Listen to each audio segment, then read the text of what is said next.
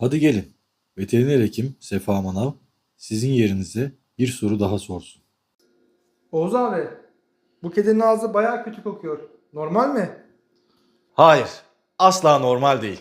Diş ve diş eti problemleri, sindirim sistemi hastalıkları, tümörler, böbrek yetmezliği gibi birçok sebepten olabilir. Yani sadece diş taşı değil mi? Keşke sadece o olsa.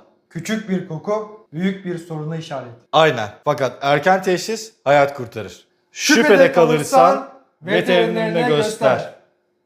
Bayrampaşa Terapi Veteriner.